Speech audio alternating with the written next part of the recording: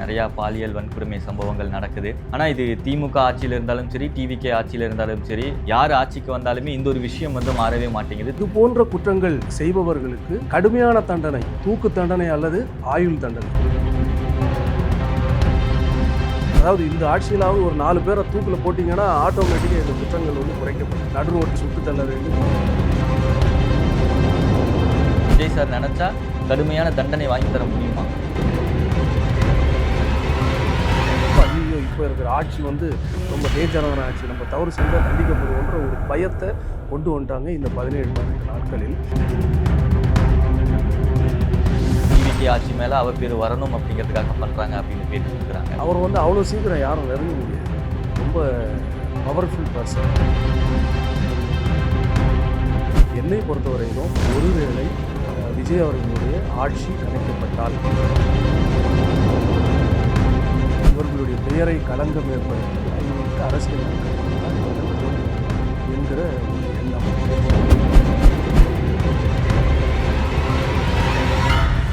எல்லாருக்கும் வணக்கம். இன்னைக்கு நம்ம கூட தமிழ்நாடு மகாத்மா காந்தி மக்கள் கட்சி தலைவர் தக்ஷன் விஜய் சார் இருக்காரு. சார் வணக்கம் சார், எப்படி இருக்கீங்க? நல்லா இருக்கு. டிவிகேவோட ஆட்சி கிட்டத்தட்ட அவங்க ஆட்சிக்கு 17 நாட்கள் கிட்ட ஆயிடுச்சு. எப்படி இருக்குது சார் இந்த ஒரு ஆட்சி? அது நல்லா இருக்குது. நல்லது செய்யணும்னு நினைக்கிறாங்க. கொஞ்சம் கொஞ்சமாக ஸ்டடி பண்ணி லேர்ன் பண்ணுறாங்க, கற்றுக்குறாங்க. மொத்தத்தில் நல்ல விஷயங்கள் செய்யணும் அப்படின்னு நினச்சி நகர்வுகள் இருக்கிறது மாதிரி தோணும். ஆனால் இப்போ இருக்கிற ஒரு சூழ்நிலை, நிறையா கொலைகள் சம்பவம் நடக்குது, நிறையா பாலியல் வன்கொடுமை சம்பவங்கள் நடக்குது.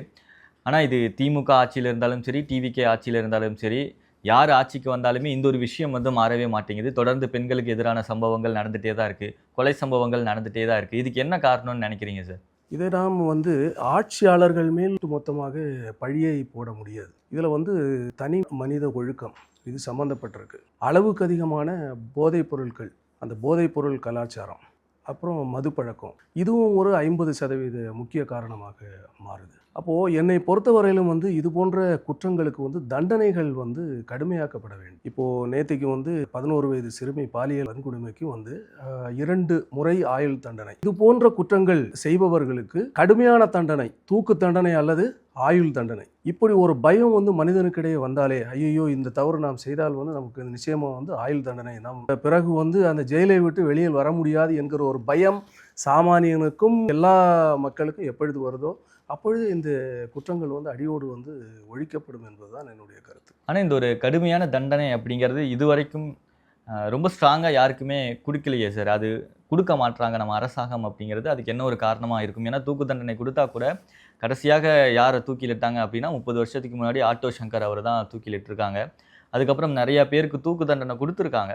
ஆனால் அவங்க யாரையுமே எக்ஸிக்யூஷன் பண்ணல. அதை இதுக்கு என்ன காரணமாக இருக்கும்? திரும்ப அவங்க மேல்முறையீடு செய்கிறாங்க, அது திரும்ப கோர்ட்டில் கேஸ் போய்கிட்டே இருக்குது.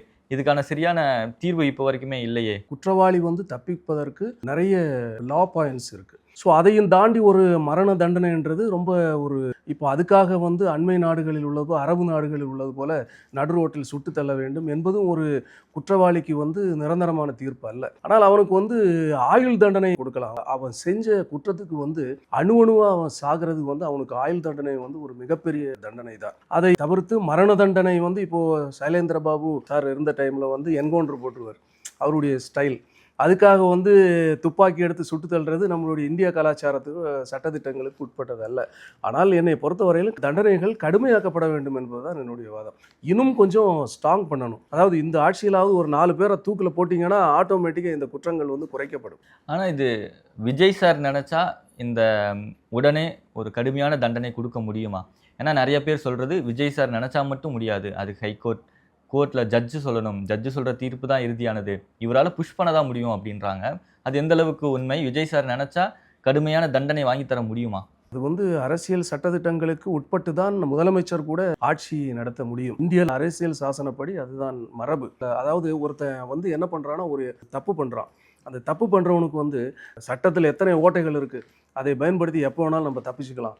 இது ஒரு நல்ல ஒரு அட்வொகேட்டை போட்டு அது வாய்தான்ட்டு 20 வருஷம் 30 வருஷம் சூப்பராக ஜெயிலில் கிடந்து என்ஜாய் பண்ணலான்ற ஒரு எண்ணம் அவனுக்கு இருப்பது தான் இதோட அடிப்படை நோக்கம். ஏன்னா ஒரு தவறு செஞ்சவன் ஒருத்தனை படுகொலை செய்கிறான், நடு ரோட்டில் வெட்டி போடுறான், அடுத்தே ஒரு 15 நாளில் பெயிலில் வந்துடுறான். வந்ததுக்கப்புறம் திரும்பி அதே தவறை செய்கிறான். முதலமைச்சரும் இதுக்குண்டான ஒரு ஸ்டெப் நடவடிக்கை எடுக்கணுன்றது தான் என்னுடைய எண்ணம். இது போன்ற குற்றங்கள் தவிர்க்கப்பட வேண்டும் என்றால் மரண தண்டனையான கடுமையான தண்டனை தான் இதற்கு தீர்வு என்பதுதான் என்னுடைய கருத்து. முதலமைச்சர் கையில் இது இல்லை. அதான் சார். ஆனா விஜய் சார் வந்து இந்த கேம்பெயின் போகும்போதெல்லாம் சொன்னாரு, இந்த மாரி டிஎம்கே ஆட்சியில வந்து சட்ட ஒழுங்கு வந்து அவங்க சரியே இல்ல அந்த ஆட்சியில. மது விற்பனை, போதைப்பொருள் விற்பனை எல்லாம் வந்து பயங்கரமா இருக்கு. அத கண்ட்ரோல் பண்ண அவங்க தவறிட்டாங்க அப்படின்னு. ஸோ ஆனா நாங்க டிவிகே ஆட்சிக்கு வந்ததும் முற்றிலுமாக அத ஒழிப்போம் அப்படின்னு. இப்போ இருக்கிற சிச்சுவேஷன் பார்த்தீங்கன்னா, திரும்ப அது வந்து இன்க்ரீஸ் ஆயிட்டே தான் இருக்கு. அது ஏன் வந்து முடியலன்னு நினைக்கிறீங்க?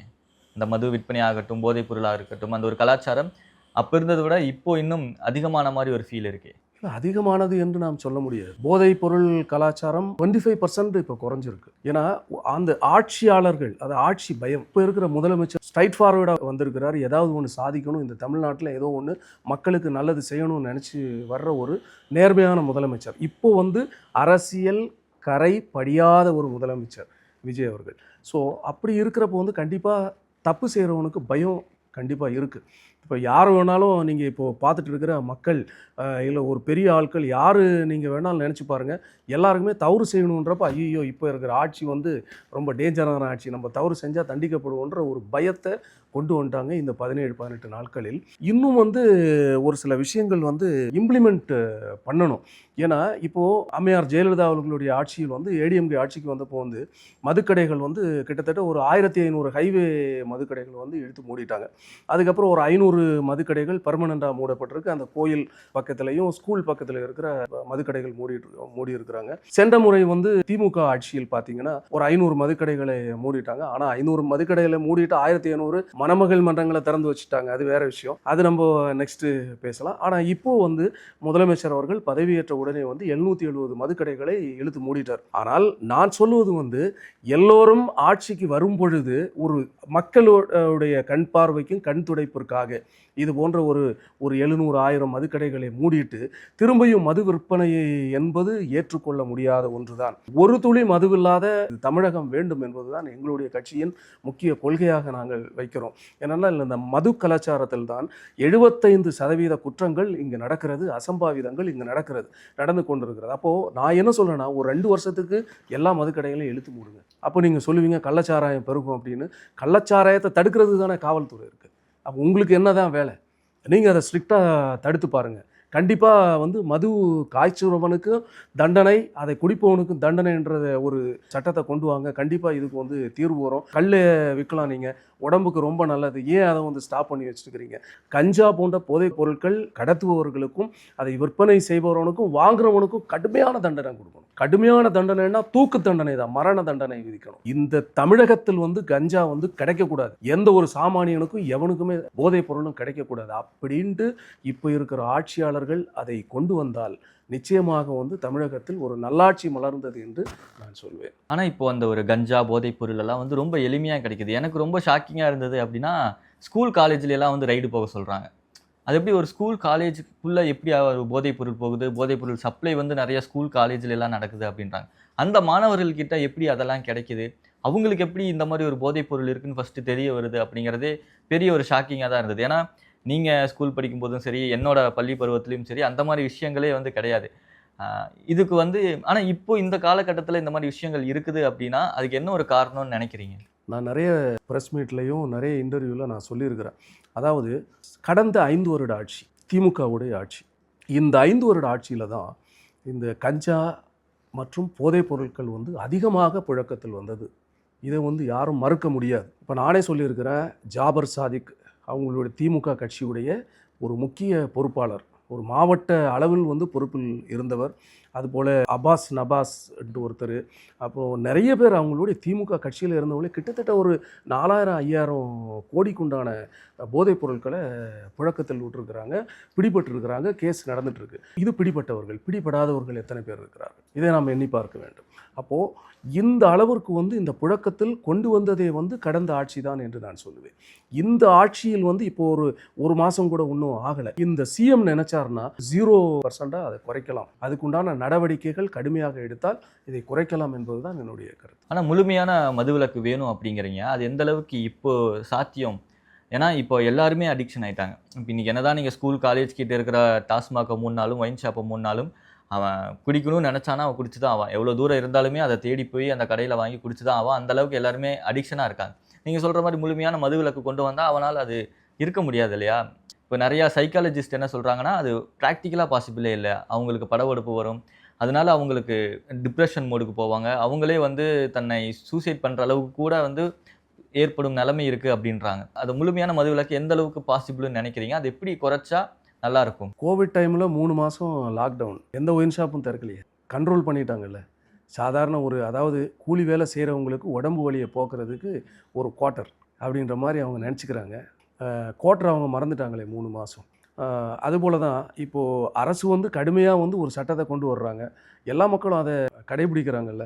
ஹெல்மெட் வந்து அணிய வேணும், அணியலைன்னா வந்து சட்டப்படி குற்றம், அதுக்கு வந்து 2000 ரூபாய் ஃபைன் அப்படின்னு சொல்கிறப்போ 90% எல்லாரும் அதை ஃபாலோ பண்ணுறாங்கல்ல. கண்டிப்பாக அது நடக்கும். அது ஒவ்வொருத்தவங்களா ஒரு சுயமாக யோசித்து இந்த குடிப்பழக்கத்தை விடணும் அப்படின்னு சொல்லி அவங்களா விடுவாங்கன்னு நினைக்கிறேன். இந்த டிவிகேவோட ஆட்சியை பொறுத்த வரைக்குமே டிஎம்கே ஸ்டார்டிங்லேருந்தே சொல்லிட்டு தான் இருந்தாங்க, கூடிய சீக்கிரம் ஆட்சி கலைஞ்சிரும், நம்ம விரைவில் வந்து நம்ம தயாராகிக்கோங்க அப்படின்ற மாதிரிலாம் ஸ்டாலின் சார் சொன்னார். ஆனால் இப்போ சுற்றி நடக்கிற விஷயங்கள் பார்க்கும்போது ஏன் கரண்ட்டு கட் பண்ணுறாங்க அப்படின்னா, உள்ள நிறையா கருப்பு ஆடுகள் இருக்குது, வேணும்னே பண்ணுறாங்க, டிவிக்கே ஆட்சி மேலே பேர் வரணும் அப்படிங்கிறதுக்காக பண்ணுறாங்க அப்படின்னு பேட்டி கொடுக்குறாங்க. சில விஷயங்கள் வந்து இப்போ நிறையா போராட்டம்லாம் பண்ணுறாங்க தண்ணிக்காக. கிட்டத்தட்ட ஒரு 3 மாதமாக 4 மாதமாக தண்ணி ஒழுங்காக வர மாட்டேங்குது அப்படின்றாங்க. அப்போ போராட்டம் பண்ணாதவங்க இப்போ இறங்கி போராட்டம் பண்ணுறாங்க. இது எல்லாத்துக்கும் என்ன காரணம்? எல்லாரும் சொல்கிற மாதிரி ஏதாவது ஒரு கருப்பு ஆடு தூண்டி விடுதா? ஆட்சி நாற்காலி, பதவி நாற்காலி, பதவி மோகம், இது வந்து யாரையுமே விடாது.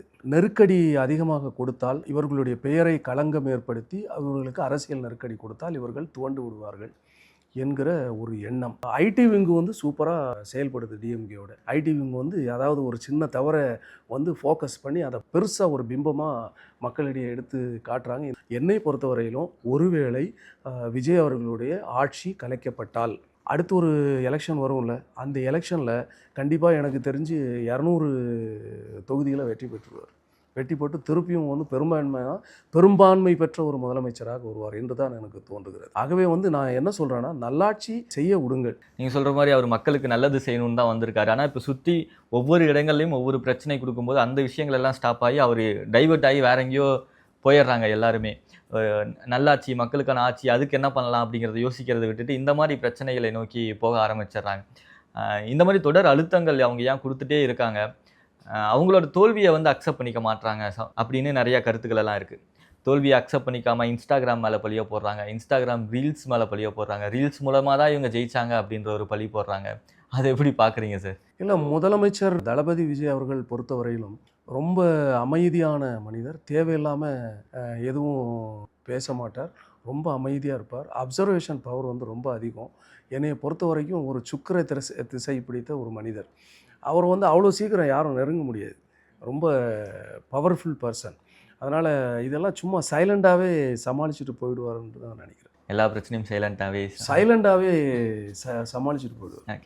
ஆனால் டிவிக்கே வந்து இது வரைக்கும் எடுத்த டிசிஷன் எல்லாத்தையுமே மக்கள் வந்து வரவேற்றாங்க. ஆனால் நேற்று ஒரு அறிவிப்பு வந்துச்சு, சில எதிர்ப்புகளெல்லாம் வர ஆரம்பிச்சிருச்சு. லஞ்ச ஒழிப்புத்துறையாக அருண் சார் அவர்களை போட்டிருக்காங்க. அதுக்கு உங்களோட கருத்துக்கள் என்ன? அவர் டிஎம்கே பீரியடில் அவர் மேலே நிறைய கெட்ட பேர்கள் எல்லாம் இருந்துச்சு அவரோட செயல் மீது. இப்போ திரும்பவும் அவர் மீது திருடங்கையிலேயே சாவி கொடுத்துட்டாங்க அப்படின்ற மாதிரிலாம் சொல்கிறாங்க. ஸோ உங்களோட கருத்து என்ன? இல்லை, என்னை பொறுத்தவரையிலும் அது வந்து ஒரு அரசு அதிகாரிகளை எப்படி வந்து ஆட்சியாளர்கள் வழி நடத்துகிறார்களோ அது பொறுத்து. இப்போது நான் ஒரு கெட்டவனாக இருக்கிறேன், இப்போ ஒரு அதை நல்லாரை காண்பதும் நன்றே, நலமிக்க நல்லார் சொல் கேட்பதும் நன்றே, நல்லாரோடு இணங்கி இருப்பதும் நன்றே என்பது போல், இப்போ ஒரு கெட்டவங்கையில் ஒரு நல்லவனை கொடுத்தாலும் அது கெட்டதாகும். ஒரு கூடு நிறைய நீங்கள் நல்ல ஆப்பில் வச்சுட்டு ஒரு கெட்ட ஆப்பில் போட்டிங்கன்னா மொத்த நல்ல ஆப்பிலையும் அதை அழிச்சிடும். ரைட்டா? இப்போது நான் என்ன சொல்கிறேன்னா, இப்போது ஒரு நல்ல ஆட்சி நடக்குது, ஒரு நல்ல மனுஷங்கிட்ட ஒரு நல்ல அதிகாரி, ஒரு கெட்ட அதிகாரி போனாலும் அவங்கள ஆட்டோமேட்டிக்காக நல்ல அதிகாரியை மாற்றுவாங்க. இன்னொன்று வந்து அவர் நல்ல எபிலிட்டி பர்சன், ஒரு ஹேண்டிலிங் பவர் இருக்குது, எல்லாமே நல்லா தெரிஞ்சவர். ஸோ அப்போது அந்த வகையில் அவங்களுடைய ஆட்சியில் வந்து நீங்கள் பாருங்கள், இப்போ காவல்துறை எடுத்து பாருங்கள், அரசு அதிகாரிகள் எடுத்து பாருங்கள், யார் நேர்மையாக செயல்பட்டாங்க? யார் டிஎம்கே ஆட்சியில் சரி, ஏடிஎம்கே ஆட்சியில் எந்த காவல்துறை அதிகாரி அல்லது ஒரு சிலர் நான் எல்லாரையும் வந்து தவறாக சொல்லலை, ஒரு சிலர் சொல்கிறேன். 60% வந்து நேர்மையாக செயல்படலையே. எல்லாமே கமிஷன், கட்ட பஞ்சாயத்து, இந்த எல்லா இடத்துலையும் வந்து கட்டிங் தான். கட்டிங் இல்லாமல் என்ன வேலை நடந்தது, எல்லாம் லஞ்சம் கொடுக்காமல் என்ன வேலை சாதிச்சிட்டோம். அப்போ அதை வந்து இன்றைக்கி வந்து அதை கொஞ்சம் கொஞ்சமாக மாற்றுறதுக்கு உண்டான வழிகள், அதில் வந்து ஒரு சில நல்ல அதிகாரிகள் அவங்க எடுத்து அதை நல்வழிப்படுத்துறதுல ஒன்றும் தவறு கிடையாது தான் எனக்கு தோணுது. ஆனால் அது ஒரு சரியான முடிவாக தான் நீங்கள் பார்க்குறீங்க. ஆமாம். Okay sir. விஜய் சார் வந்து ஃபஸ்ட்டு ஆரம்பத்துலேருந்தே சொல்லிட்டு இருந்தார், அவர் கட்சி ஆரம்பித்ததுலேருந்து இதுக்கப்புறம் இனி இங்கே 2 பேருக்கு நடுவில் தான் போட்டியே. ஒன்று டிவிகே, இன்னொன்று டிஎம்கே அப்படின்னு. அது இப்போது சாத்தியமாயிருக்கு, சாத்தியமாயிட்டே வருதுன்னு நினைக்கிறேன். ஏன்னா இந்த பக்கம் ஏடிஎம்கே வந்து திரும்ப அவங்க ஆட்சிக்கு வருவாங்களா, திரும்ப அந்த கட்சி இருக்குமா அப்படின்னே இப்போ பெரிய ஒரு கேள்விக்குறி ஆயிடுச்சு. வரக்கூடிய எலெக்ஷனில், வரக்கூடிய நாட்களில் இதுக்கப்புறம் டிவிகே, டிஎம்கே மட்டும்தான் இருக்க போகுது அப்படின்றாங்க. தொடர் ஏடிஎம்கேவோட சரிவை நீங்கள் எப்படி பார்க்குறீங்க? அவங்க டீமுக்குள்ளேயே ஒரு சரியான ஒரு கோஆர்டினேஷன் இல்லை, நிறையா பிரிவுகள் உண்டாயிருச்சு இப்போது. அதை எப்படி பார்க்குறீங்க? இல்லை, அதாவது ஒரு ஆளுமை, நல்ல லீடர்ஷிப், அதாவது லீடிங் பர்சன் கரெக்டான ஒரு பர்சனாக இல்லை அப்படின்னா எல்லாமே இப்படி தான் தாண்டவம் ஆடிடும். ஸோ நல்ல தலைமை இல்லாமல் இருக்கிற எல்லா கட்சிகளும் அப்படி தான் சின்ன பின்னமாக போயிடும். ஆட்சி அதிகாரங்கள் என்பது யார் கையிலும் அது நிரந்தரம் கிடையாது. இப்போ இந்த மக்கள் 2 வருடம் முன்னாடி வரைக்கும் யாரும் நினச்சி கூட பார்த்துருக்க மாட்டேங்க. ஏன் ஒரு 3 மாதம் முன்னாடி நம்ம யாராவது நினச்சி பார்த்தோமா டிவிகேன்ற ஒரு புதிய கட்சி வரும், இந்த புதிய கட்சி வந்து ஆட்சி அமைக்கும் தமிழ்நாட்டில் 77 வருட திராவிட பாரம்பரியத்தை வந்து வெல்லும் அப்படின்னு யாராவது எண்ணி பார்த்தோமா? இன்றைக்கும் மிராக்கிளாக எவ்வளோ பெரிய சர்ப்ரைஸாக ஒரு பெரிய மிராக்கிளாக நடந்துச்சு இல்லை அது. ஸோ அது மாதிரி யார் கையிலையும் அது நிரந்தரம் கிடையாது. சார், இப்போ ஆட்சி அமைக்க வேண்டும் அப்படின்னு சொல்லி எல்லா கட்சி தலைவருமே, சீமானாக இருக்கட்டும், ஸ்டாலின் சாராக இருக்கட்டும், எடப்பாடியாக இருக்கட்டும், எல்லாருமே வந்து போட்டி போடுறாங்க. அந்த ஒரு அதிகாரம் வேணும், அந்த ஒரு பதவி வெறி வேணும் அப்படிங்கிறதுக்காக அவங்க எந்த நிலைக்கு வேணாலும் சில தயாராக இருக்காங்க. ஸோ எதனால சார் அது, இந்த ஒரு அதிகார வெறி, பதவி வெறி அப்படிங்கிறதெல்லாம் எதனால?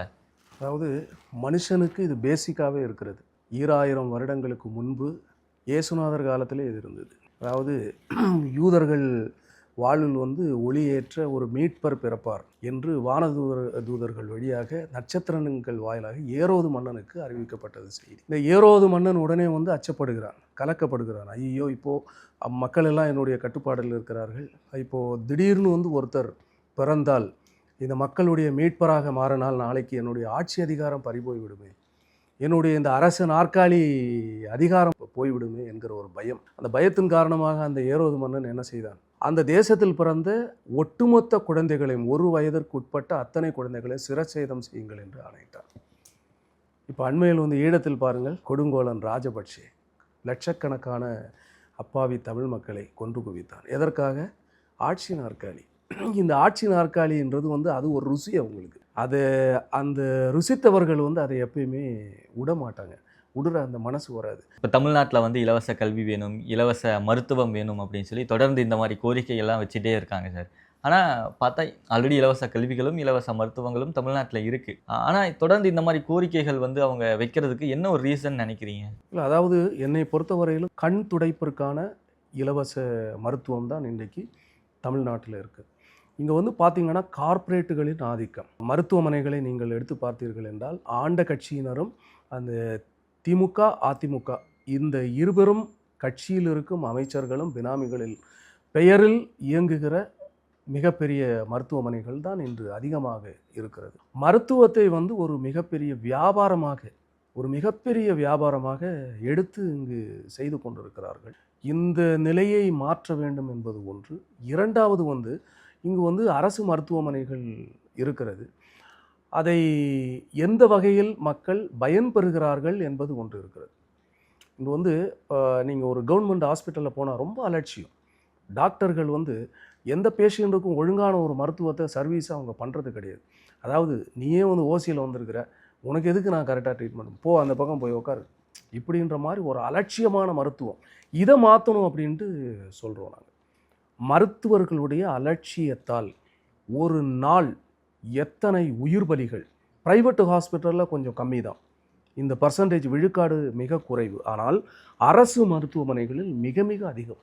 ஏன்னா கேட்குறதுக்கு அவனுக்கு யாரும் கிடையாது அப்படின்ற ஒரு எண்ணமும், ஓசியில் தானே நீங்கள் ட்ரீட்மெண்ட்டுக்கு வந்திருக்கிறீங்கன்ற ஒரு நினைப்போம், மருத்துவர்களுடைய அலட்சியம் தான் இதற்கு காரணம். இது வந்து மாறணும். இதை வந்து ஒரு ரெகுலரைசேஷன் பண்ணணும். அதாவது மருத்துவர்கள் வந்து மிகவும் கனிவுடனும் பாசத்துடனும் ஒரு மரியாதையுடனும் வந்து பேஷண்ட்டுக்கிட்ட நடந்துக்கணும் அப்படின்றத வந்து கடுமையான ஒரு நடவடிக்கை இதில் வந்து ஏற்படுத்தப்பட வேண்டும். இன்னொன்று வந்து இப்போ நான் ரொம்ப சென்சிட்டிவான மேட்டர், அதாவது இப்போ ஒரு பெண் ஒரு மருத்துவ உதவிக்காக செல்கிறார்கள் அரசு மருத்துவமனையில். அங்கே வந்து பார்த்தீங்கன்னா அவங்க வந்து அவங்களுடைய நோயை ஸ்டடி பண்ணுறதுக்கு ஒரு 25 டாக்டர் சுற்றி நிற்கிறான். எல்லாமே வந்து ஜென்ஸ்.